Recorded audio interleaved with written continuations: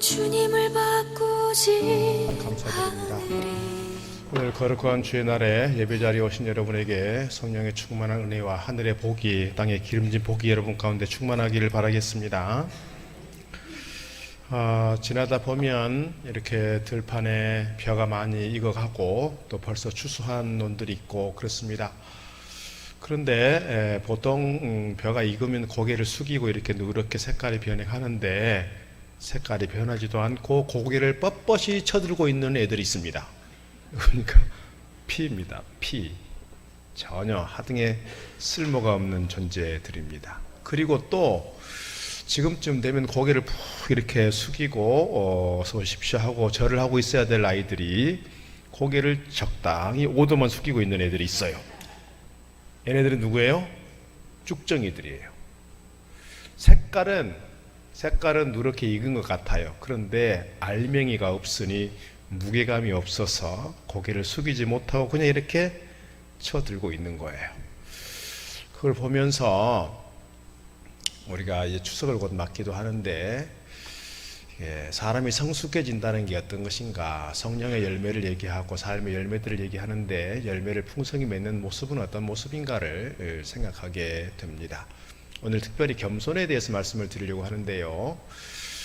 우리 한국교회사에서 중요한 분들이 여러분 계시죠. 주기철 목사님 잘 아실 테고요. 또 조만식 장로님 여러분 아실 것입니다. 오산학교 교장을 지내셨던 조만식 장로님은 애국운동에 열심히 하셨던 분이신데 이 조만식 장로님이 학교 교장이실 때 그 학교 학생이 주기철이었습니다. 그러니까 스승과 제자의 사이였던 것이죠. 사진 한번 보여주시면 나이 차이가 몇 살쯤 되나요? 1897년생, 1882년생이니까 15살 정도 차이가 나는 겁니다. 여러분 고등학교 다닐 때 선생님들 나이를 생각해보면 물론 연세 많으신 분들도 계시지만 30 전후반이면은 10살밖에 차이가 안 나는 거예요. 그런 생각을 하면 스승과 제자의 사이라는 게 대단히 어려운 관계이죠.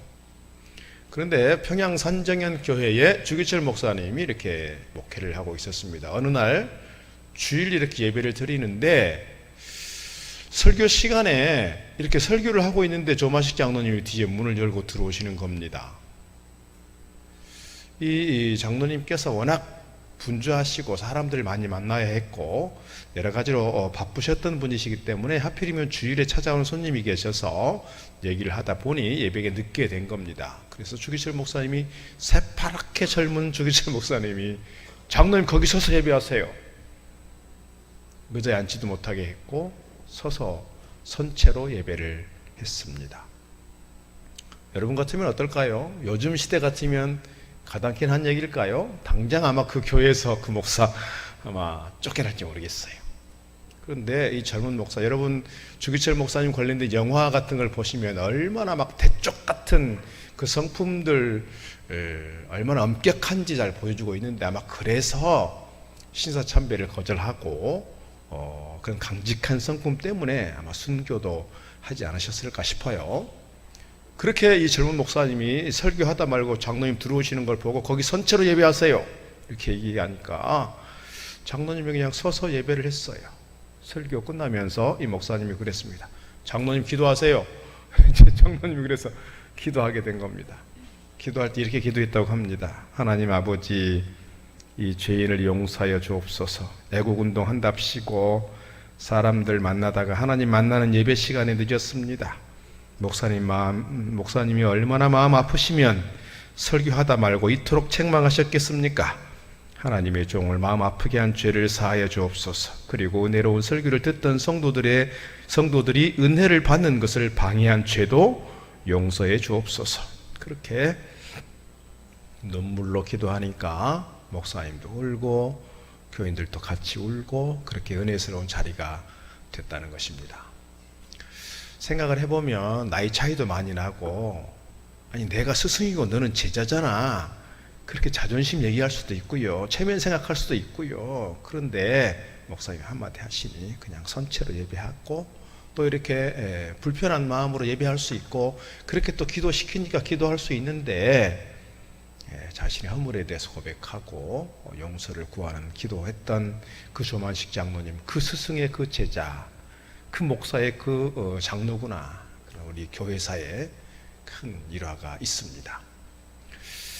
여러분, 오늘 겸손에 대해서 말씀을 드리려고 하는데, 겸손의 반대말은 뭘까 생각하면, 겸손의 반대말은 주로 교만 얘기합니다. 그런데 그 교만은 어디서부터 오는 걸까 생각하면 자존심에서 오는 것 같아요. 내가 자존심을 내려놓지 못하면 이 자존심 때문에 교만해지게 되는 것 같고, 이 자존심 때문에 사람들에게 쉽게 상처를 주는 것 같고, 자존심 때문에 관계가 어려워지는 그런 경우들을 종종 보게 됩니다. 자존심이 센 사람들은요, 조금만 건드리면 발끈합니다. 발작을 해요. 화를 내고 분노를 터뜨리고. 그런 사람들은 어떤 사람들일까요? 자존감은 낮은 사람들입니다. 대부분 자존감이 낮은 사람들이 자존심이 세고 체면 중요하게 여기고, 그래서 쉽게 건드리면 화를 폭발하고 관계가 어려워지게 되는 것 같습니다. 오늘 겸손에 대해서 말씀을 드리려고 하는데, 오늘 특별히 3절 말씀 제가 저지난주에 한 50번 정도는 듣고 읽고 묵상하고 했던 것 같아요. 이렇게 사이트에 보면 이렇게 사형리에 있는 구절들을 이렇게 암송하도록 여러 번 반복해서 이렇게 읽어주는 그런 사이트가 있어요. 그래서 하필 제가 걸린 부분이 오늘 3절 4절 말씀이에요. 그래서 3절, 아무 일에든지 다툼이나 허영으로 하지 말고 오직 겸손한 마음으로 각각 자기보다 남을 낮게 여기고, 오직 겸손한 마음으로, 오직 겸손한 마음으로. 그래서 겸손에 대해서 말씀을 나누게 됐습니다. 겸손의 뜻이 뭘까? 사전을 찾아보니까 이렇게 되어 있습니다. 남을 존중하고 자신을 낮추는 태도, 그랬습니다. 남을 존중하고 자신을 낮추는 태도. 그러면 남을 존중하는 게 먼저일까요? 나를 낮추는 게 먼저일까요? 나를 낮추는 게 먼저일 것 같아요. 나를 비우고 나를 낮추고 나의 허물을 고백하고 나의 약함을 인정하고 내가 낮은 자라고 하는 사실을, 그래서 오늘 내가 주님으로 인해서 구원받게 되었고 내가 허물 많은 죄인이로되 주님 때문에 내가 구원받게 되었고 천국 백성 되었고, 내가 오늘의 내가 있기까지는 전적인 하나님의 은혜입니다 라고 나를 비우면서 나에 대해서 잘 파악할 때 다른 사람들에 대해서 존중할 수 있고, 다른 사람들을 칭찬할 수 있고, 다른 사람들에 대해서 존경할 수 있게 되는 것 같아요. 나에 대한 철저한 이런 자기 비하적인, 비하라는 말 좀 써서 그렇지만 하여튼 자기를 낮추고 겸손해지고 자기를 비우는 그 마음이 없으면 남들을 존경하고 남들을 존중한다, 이건 어려운 얘기 같아요. 쉽지 않은 것 같습니다. 쉽지 않아요. 오늘 우리가 어떤 모습으로 살았는지를 좀 돌아보는 시간이면 좋겠습니다. 특별히 겸손한 사람은 사탄도 유혹하지 못한다, 그런 말이 있어요.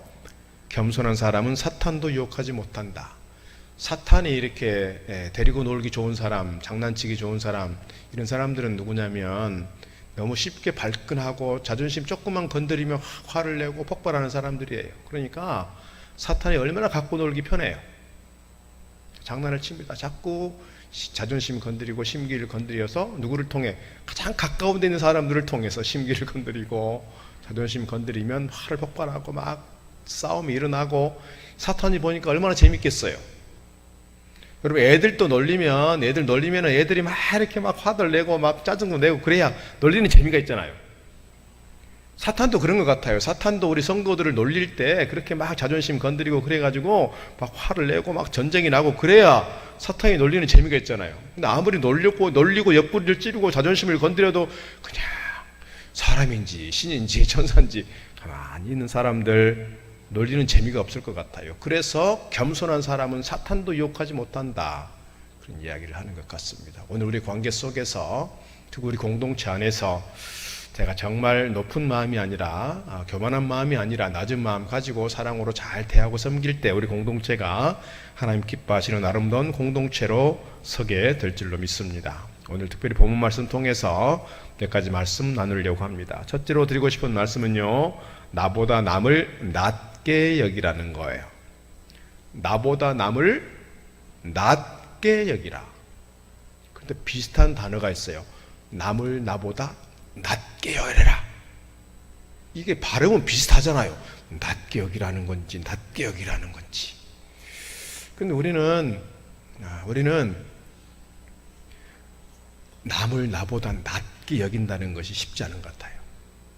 특히 내가 신앙적으로 인격적으로 성숙해지지 않았을 때, 내가 자존감이 바닥에 떨어져 있을 때 남들을 칭찬하고 존중하고 나보다 낮게 여기는 것이 쉽지 않아요. 그래서 오늘 우리는 되게 본성적으로 본능적으로 우리 마음이 높은 것을 좋아하기 때문에 나보다 좀 힘이 약한 사람, 나보다 좀 지위가 낮은 사람, 나보다 좀 가진 것이 적은 사람, 나보다 좀 못 배웠다 싶은 사람, 이런 사람들에 대해서 나도 모르게 무시하는 경향이 있고, 나도 모르게 하대하는 경향이 있고, 나도 모르게 그 사람들에 대해서 너무 쉽게 생각한다는 거예요.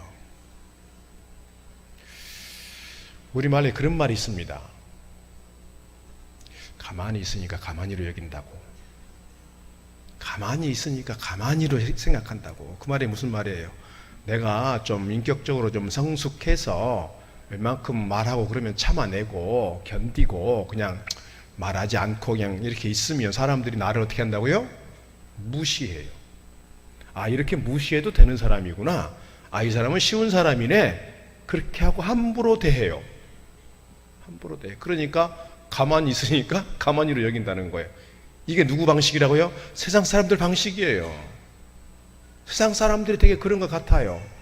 그래서 사람들이 겸손해지기 어려워요. 낮아지기 어려워. 왜요? 내가 낮아진다고 생각하면, 내가 좀 겸손하겠다고 생각을 하면 너무 쉽게 무시를 당하고 사람들에게 쉽게 어려움을 겪기 때문에 그렇습니다. 그래서 내가 자존심의 상처를 입고 나도 모르게 그렇게 발끈할 때가 있다는 것이지요.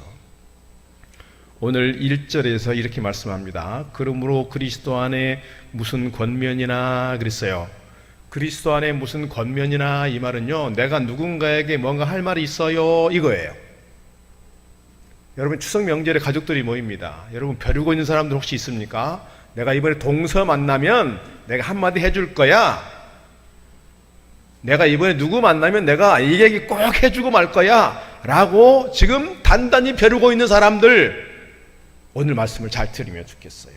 오늘 1절 말씀이 그거라니까요. 그리스도 안에 있으면 무슨 권면이나 내가 할 말이 있거든. 그 말이 어떻게? 무슨 위로나 성령의 무슨 교제나 긍휼이나 자비가 있거든. 마음을 같이하여 같은 사랑을 가지고 뜻을 합하여 한 마음을 품자. 그리고 3절, 아무 일에든지 다툼이나 허영으로 하지 말고 오직 그랬습니다. 오직 겸손한 마음으로 각각 자기보다 남을 낮게 여기라 그랬어요. 이게 쉽지 않아요. 사람들은 칭찬받고 싶고 인정받고 싶고 존중받고 싶고 남에게 뭔가 영광 얻고 싶지, 섬기는 자리에, 낮아진 자리에, 또 다른 사람들에게 뭔가 좀 이렇게 무시받는 그런 자리에 가고 싶지 않거든요. 본능적인 것 같아요. 본능적인 것 같아요.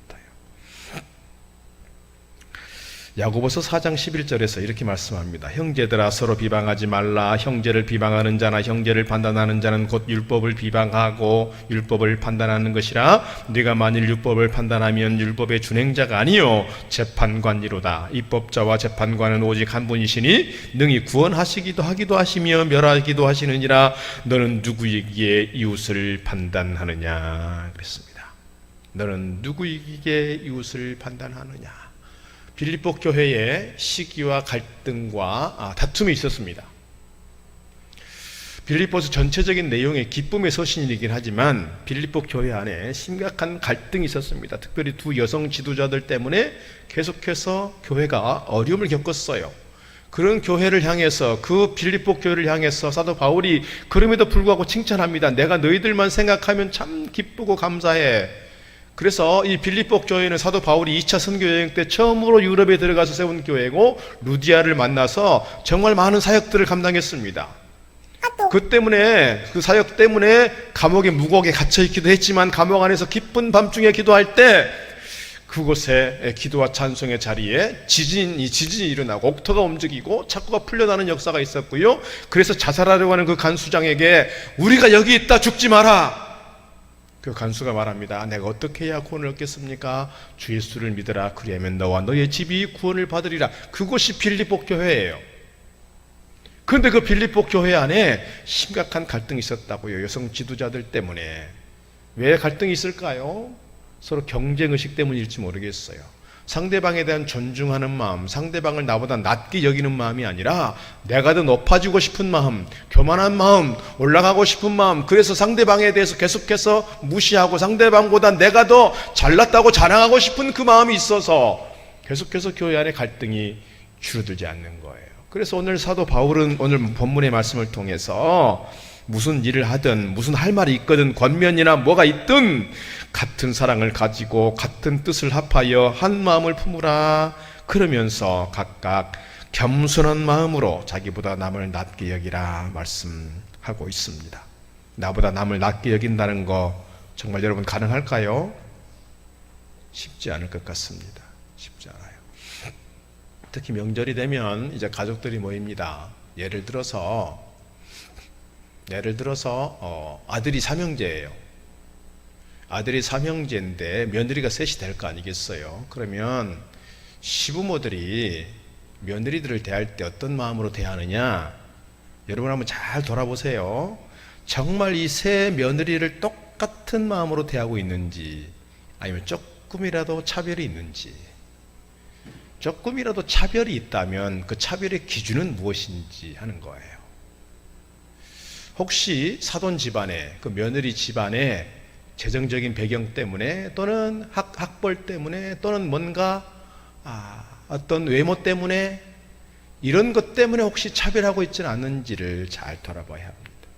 요즘 젊은 사람들이 받아들이기 어렵습니다. 요즘 여러분 쌍둥이도 세대 차이가 있다고 하잖아요. 쌍둥이도 5분 차이, 10분 차이인데도. 그런데요, 보통 한 세대가 30년인데 30년 전에 우리가 배웠던 그때 당시의 그 문화, 습관, 전통 이것을 가지고 그 판단 기준을 가지고 지금 젊은 사람들에게 그대로 대입하고 적용하려고 하면 젊은 사람들이 받아들일 수 있을까요? 아니요, 못해요. 못합니다. 수용 못합니다. 저도 담임 목사로서 지금 이렇게 섬기고 있지만 부목사 10년 했어요. 10년 넘도록 부목사 했는데 제가 부목사 했을 때의 그때 그 경험과 그때의 그 기준을 가지고 지금 부목사님들에 대해서 똑같이 적용하려고 하면 받아들이기 어렵습니다. 어려워요. 세대 차이 있어요. 그래서 인정해야 되는 거예요. 그런데 하물며 시댁에 들어간 며느리가 시댁에 가지고 있는 그 문화, 그 시댁의 전통, 시댁에 가지고 있는 그 어떤 습관들에 대해서 똑같이 이해할 수 없을 거예요. 더군다나 그 형제들을 똑같이 대하지 않고 그렇게 차별해서 대한다면 그 며느리, 그 차별받는 아이들은 아마 화를 많이 낼 거예요. 견딜 수 없어 할 거예요. 그래서 심지어는 부모와 절연하고 사는 자식들이 꽤 있습니다. 그것 때문에. 오늘 우리가 쉽게 판단하지 않으면 좋겠어요. 나의 기준을 가지고 판단할 것이 아니라 오늘 한 사람을, 그 사람을 그대로 존중해 주면 좋겠어요. 내가 예수님 아니면 내도 망할 수밖에 없는 존재였고 나도 허물 많은 존재였으니 내가 만나는 이 사람, 내가 만나는 이 가족, 내가 만나는 이 형제에 대해서도 똑같이 하나님의 형상을 닮은 사람이요, 똑같이 하나님의 거룩한 자녀요, 이 사람도 구원받은 천국 백성이라는 사실을 기억하고 뭔가 직업을 가지고 외모를 가지고 그 사람의 학력을 가지고 그 사람의 재정적 규모를 가지고 판단하고 비판할 것이 아니라 정말 한 사람으로서 존중해 줄 수 있으면 좋겠어요. 그래서 남을 나보다 낮게 여기라, 이 말씀이 우리 삶 속에 잘 적용되어 가기를 주의 이름으로 축복합니다. 그런데 문제는 뭐냐면 이게 잘 안 된다는 거예요. 성경은 무수히 말씀하고 있고 무수히 설교를 통해서 들어왔어요. 그런데 현실로 가면 잘 안 돼요. 그래서 오늘 말씀에서 두 번째 드리고 싶은 말씀은 오늘 말씀에서 주님께 겸손을 배우라는 거예요. 주님께 겸손을 배우라. 오늘 5절에서 이렇게 기록하고 있습니다. 너희 안에 이 마음을 품으라 곧 그리스도 예수의 마음이니 그랬어요. 너희 안에 이 마음을 품으라. 누구의 마음을? 예수님의 마음을. 여러분 왜 마음이 강조되고 있을까요? 잠언의 말씀에도 보면 생명이 이에서 난다라고 말씀하고 있어요. 그만큼 마음이 중요하다는 거예요. 오늘 말씀에서 왜 마음을 강조하냐면 머리는 돼요. 숱하게 들어왔어요. 나도 알아요. 그런데 안 된다고요. 왜요? 내 마음에 병이 있어서 안 돼요. 예레미야 17장 9절에서 이렇게 말씀합니다. 만물보다 거짓되고 심히 부패한 것은 마음이라 누가 능히 알리오마는 그랬어요. 우리의 마음이 본능적으로 본질적으로 보면 우리의 마음이 심히 부패해 있기에, 우리의 마음이 심히 부패해 있기 때문에 머리는 알아도요, 마음이 감동이 안 되면 어려워요. 섬기는 거 어렵고요, 겸손해지는 거 어렵고요, 남을 존중한다는 거 어렵고요, 나보다 남을 낮게 여긴다는 게 정말 어려워요. 저 사람은 나보다 나이도 적고요, 저 사람은 나보다 못 배웠고요, 저 사람은 나보다 가난하고요, 저 사람은 나보다 직업이 별 볼 일 없고요, 그런데 저 사람을 나보다 낮게 여기라고요? 이게 쉽지 않다는 거예요. 그래서 예수의 마음을 품으라는 거예요. 예수의 마음을. 예수님 마음이 어떤 마음이냐? 6절에서 8절 이렇게 기록합니다. 6절, 그는 근본 하나님의 본체시나 하나님과 동등됨을 취할 것으로 여기지 아니하시고 오히려 자기를 비워 종의 형체를 가지사 사람들과 같이 되셨고 사람의 모양으로 나타나사 자기를 낮추시고 죽기까지 복종하셨으니 곧 십자가에 죽으심이라. 주님께서 하늘 아버지의 본체셨어요. 본체, 하나님과 동등하신 분이세요. 그런데 그 동등하신 분이 마지못해서 억지로 내려온 것이 아니라 스스로 자원하여 어디로 왔다고요? 자기를 비워서 이 땅 가운데 누구의 몸을 입고? 사람의 몸을 입고 이 땅에 오셨어요. 그것도 왕족이나 귀족 집안이 아니고요, 낮고 천한 지극히 서민의 가정이었어요. 그것도 어디예요? 구유위의 뉘였어요. 그렇게 오셨고요. 그 다음에 뭐예요? 사람들에게 계속해서 죄인들의 친구냐, 세리의 친구냐, 여인들의 친구냐, 너는 먹는 것과 마실 것만 관심 갖고 있느냐, 너는 왜 이렇게 세속적이냐라고 주님께서 그렇게 힐난을 들으면서도 주님께서는 늘 그들과 함께 하셨어요. 병을 고치셨고 사람들을 치유하셨고 삶을 회복시켰어요. 그러면서 하나님 나라에 대해서 말씀을 선포하셨고요. 어디까지 낮아지셨다고요? 죽기까지 낮아지셨어요. 죽기까지. 오늘 우리가 잘 생각해 보면 내가 죽기까지 낮아질 수 있을까요? 무시를 당하고 시험을 당하고 어려움을 당하고 그렇게 하대를 당하면서 내가 죽기까지 참아볼 거야. 그렇게 쉽지 않잖아요. 쉽잖아요. 조금만 자존심 건드리면 나도 모르게 발끈해지는데요. 나도 모르게. 이번 추석 때 누구 만나면 여러분이 벼르고 있는 것처럼 또 다른 가족이 여러분을 향해서 벼르고 있는지 몰라요. 그래서 혹시 여러분에게 한마디 할지 몰라요. 그런 말 들을 때 나도 모르게 발끈하면 뭐라고요? 이게 안 되는 거 아닐까요? 이게 안 돼요. 죽기까지 낮아진다는 게 이게 말처럼 안 돼요. 말처럼 안 돼요. 근데 주님께서 뭐예요? 그렇게 낮아지셨어요. 그것도 억지로 마지못해서가 아니라 그냥 자원하여. 여러분, 겸손해진다는 것은 내가 막 사업이 잘 되다가 막 망해가지고 막 부도가 나고 거리에 나앉게 되고 그래서 할 수 없이 낮아지는 거, 이게 겸손 아닙니다. 이게 겸손이 아니에요. 내가 너에게 한마디 할 수 있어. 내가 너에게 뭔가를 할 수 있어. 그렇지만 내가 하지 않는 거야. 이게 겸손이라고요. 자리를 바꿔가는 것. 주님께서 하늘 보좌에 계신 그분이 사람의 몸을 입고 친히 신분이 낮아지신 거예요. 신분이. 이것을 겸손이라고 말한다 하는 거예요. 더 나아가서 예수님 마음은 다른 사람을 섬기는 마음이라 이렇게 말씀드릴 수 있습니다. 마가복음 10장 45절, 인자가 온 것은 섬김을 받으려 함이 아니라 도리어 섬기려 하고 자기 목숨을 많은 사람의 대속물로 주려 함이니라 그랬습니다. 자신을 낮추어 섬기는 마음이 예수님 마음인 것을 늘 기억하고 믿음으로 달려가는 저와 여러분 되기를 주의 이름으로 축복합니다. 예수님께서 자기를 비웠다라고 하는 것 기억하면 좋겠고요. 사람처럼 되셨다, 그리고 죽기까지 되셨다라는 것들을 우리가 좀 잊지 않으면 좋을 것 같습니다. 세 번째, 겸손의 결과입니다. 겸손의 결과는 뭐냐? 하나님은 겸손한 자를 높이신다는 거예요. 오늘 9절에서 11절에 이거를 잘 가르쳐주고 있습니다. 이름으로는 뭐예요? 예수님께서 죽기까지 복종하셨고 그렇게 낮아지셨으므로 하나님이 그를 지극히 높여, 다시 말씀드리면 주님의 십자가의 죽으심이 없었으면 부활이나 높아지는 과정이 없을 것이라 이렇게 볼 수 있는 것이죠. 그를 지극히 높여 모든 이름 위에 뛰어난 이름을 주사 하늘에 있는 자들과 땅에 있는 자들과 땅 아래에 있는 자들로 모든 무릎을 예수 이름에 꿇게 하시고 모든 입으로 예수 그리스도를 주라 시인하여 하나님 아버지께 영광을 돌리게 하셨느니라.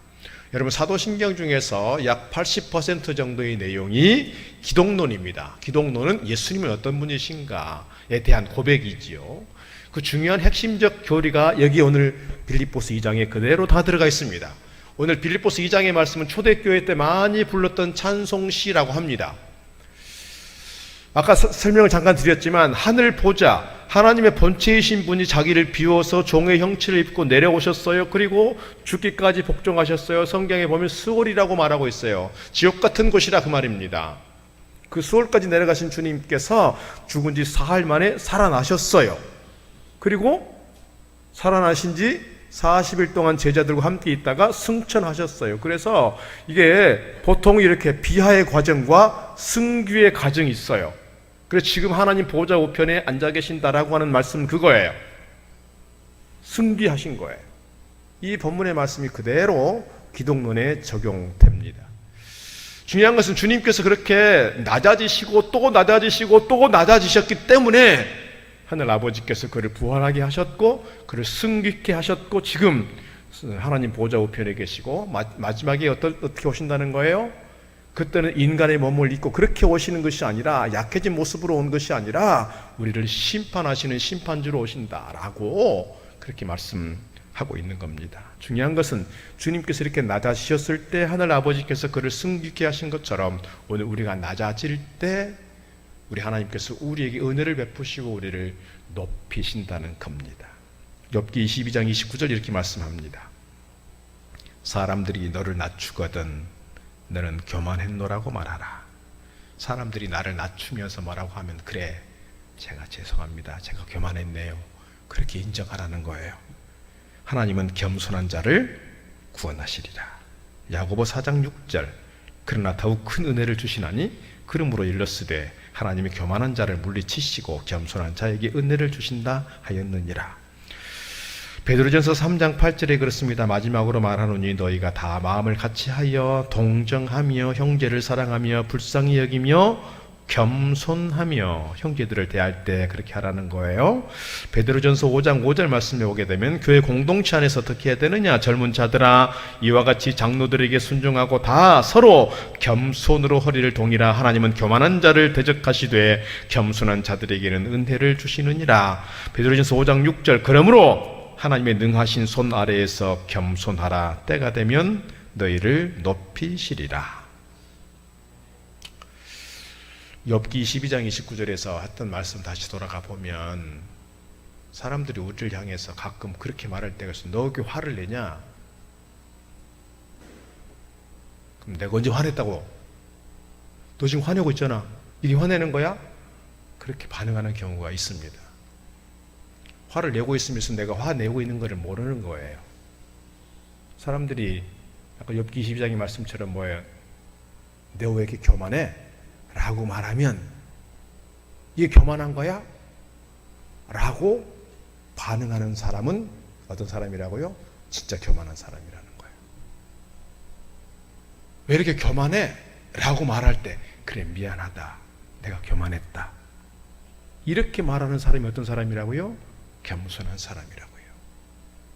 그걸 인정하라는 거예요. 그런데 우리는 그 인정이 잘 안 돼요. 잘 안 돼요. 그러니까 계속해서 내 마음 상태를 잘 돌아봐야 하고, 누구를 자꾸 생각한다고요? 주님을 자꾸 생각해야 되는 것 같아요. 여러분, 주님께서 십자가 지고 가실 때 우리 같으면 얼마나 억울했겠냐고요. 사람들이 침을 뱉고요, 돌을 던지고요, 그렇게 욕짓거리를 하고요, 그렇게 모멸을 주었을 때 오늘 우리 같았으면 어땠겠냐 말이죠. 그러나 주님께서 그 과정을 다 참고 견디셨어요. 무엇을 위해서? 우리를 구원하시기 위해서. 우리가 힘들고 어려울 때 정말 그런 어떤 참고 견디는 과정, 인내하는 과정, 그러면서 나를 비우고 또 낮아지는 과정이 우리에게 필요합니다. 그러면 사람들이 뭐라고 한다고요? 저 바보, 저 못난, 이렇게 말할 수 있어요. 세상 사람들의 기준이 그러니까요. 그러나 우리 공동체는 우리가 믿는 사람들이라면 그렇게 참아내고 견디고 그렇게 힘써서 낮아지는 사람들에 대해서 그렇게 보지 말자는 거예요. 아, 저분 정말 대단한 인격을 가지고 있구나. 정말 저분은 대단한 신앙을 가지고 있구나. 그렇게 좀 알아차리고 인정해 드리면 좋겠어요. 더 나아가서 우리 하나님께서 우리를 들어 쓰신다라는 사실을 기억할 수 있으면 좋겠습니다. 누가복음 18장에 보면 두 사람이 성전에 올라가서 기도를 합니다. 한 사람은 바리새인이고 한 사람은 세리입니다. 바리새인은 성전 맨 앞에 나와서 두 손을 들고 기도합니다. 하나님, 저는 저 세리와 같지 아니함을 감사합니다. 나는 일에 이틀 동안 일에 2번 금식도 하고요, 11조도 내고요, 제가요 안식일도 잘 지켰고요, 말씀도 잘 지켰습니다. 그렇게 기도했어요. 그 모습을 주님께서는 교만한 자의 모습이라고 말하는 거예요. 성전 앞으로 나오지도 못하고 맨 뒤에 고개를 숙이고 일어서지도 못한 채 그렇게 눈물을 흘리면서 기도하는 사람이 있었어요. 세리였어요. 사람들은 그를 향해서 다 죄인이라고 말했고요, 사람들은 그를 향해서 매국노라고 말했고요, 그래서 사람들로부터 손가락질 받았던 그가 기도합니다. 하나님이여, 불쌍히 여겨주십시오. 저는 죄인입니다. 그렇게 주님 말씀하시면서 이렇게 결론을 내립니다. 무릇 자기를 높이는 자는 낮아지고 자기를 낮추는 자는 높아지리라. 여러분, 바리새인이 가지고 있는 어떤 위상, 바리새인의 그 신분, 바리새인의 그 율법 정신과 어떤 그런 규범적 삶을 보면 많은 사람들이 그를 존경할 거예요. 그러나 그의 그 높아진 마음, 교만한 마음을 보시고 주님께서 너는 아니야, 이렇게 말씀하신다는 거예요. 세상 사람들이 볼 때 죄인이고 세상 사람들로부터 손가락질 받던 그 바리새인, 그 세리가 정말 고개도 들지 못하고 그렇게 눈물 흘리며 그렇게 나는 죄인입니다, 나를 불쌍히 여겨주십시오, 그렇게 자기를 낮추고 비우고 기도했던 그 모습, 사람들은 그를 하대했지만, 사람들은 그를 무시했지만 주님께서는 그의 기도를 들으시고 그를 존귀히 여기신다는 거예요.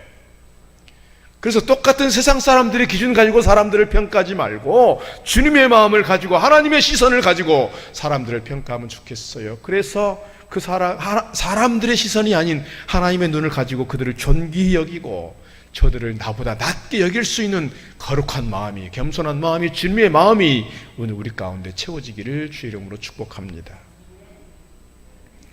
제가 신학교 다닐 때 신학은 전경련 박사님이라는 분이 쓴 신학개론, 신학학을 가지고 공부했었어요. 이분이 오래된 분이시지만 이분이 우리 한국 신학의 어떤 신학학을 기초로 놓았던 분이라고 말씀드릴 수 있어요.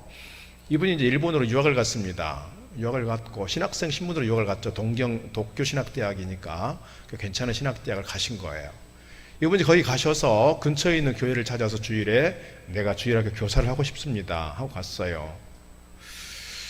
가는데 그 교회에서 뭐를 시켰냐면 아이들 신발 정리하는 걸 시켰어요. 자존심이 상했어요. 화도 났어요. 내가 그래도 신학생이고 나이도 먹을 만큼 먹었는데 애들 가르치려고 왔는데 애들 신발 정리만 시키냐. 그런데 자기가 하겠다고 했으니까 그냥 그렇게 했어요. 얼마 동안 했느냐? 2년 동안 했어요. 그때의 그 사회적 분위기가 일본 사람들이 우리나라 사람들, 조선 사람들에 대해서 얼마나 차별이 심했지 않았느냐 말입니다.